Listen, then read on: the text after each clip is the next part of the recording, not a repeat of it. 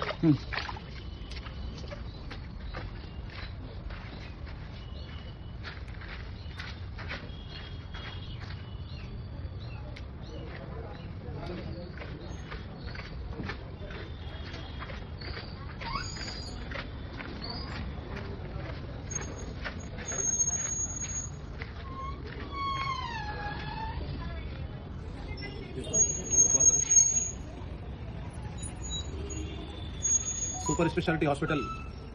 Government super speciality hospital کے بازو جو سرسوتی نگر ہے دسنا پور، اس کے بازو سے جو نالا ہے کیلاش نگر سے شاد نگر، دھوبی کالونی، دسنا پور سے ہوتا ہوا مسجد فردوس کے پاس سے ہاسپٹل کے پیچھے سے ہوتے چلے آتا ہے۔ سپر اسپیشلٹی ہاسپٹل بننے کے بعد جو کانٹریکٹر جو کمپاؤنڈ وال بنایا، 15 فٹ کا نالا تھا، اس 15 فٹ کے نالے کو 2 فٹ کی نالی بنا دے کے کمپاؤنڈ وال بنا دیا اور وہ بھی کلوز کر دیا، جس کی وجہ سے پانی اسٹیگنیٹ ہو کے دھوبی کالونی،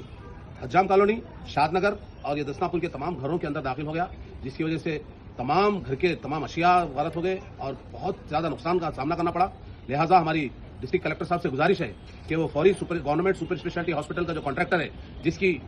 غلطی کی وجہ سے جو نالے کو نے کلوز کیا، اس کی غلطی کی وجہ سے آج تقریباً 50-60 گھروں کے اندر پانی گھس گیا۔ لہٰذا ڈسٹرکٹ کلکٹر صاحب اس کے اوپر ایکشن لیتے ہوئے وہ نالے کو پھر سے جو ہے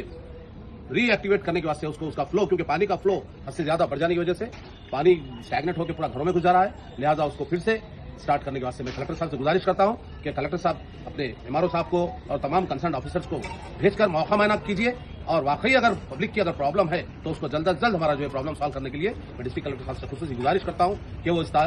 جانب اپنی خصوصی دلچسپی مبذول کیجیے، کیونکہ دھوبی کالونی سے لے کے حجام کالونی اور شاد نگر کا ایریا اور ہمارا سرسوتی نگر کا ایریا پورا جو ہے پانی میں غرق ہو گیا اور کئی گھر جو ہے پانی کی زد میں آ گئے۔ لہٰذا ابھی اور 1 مہینہ مسلسل لگاتار بارش کا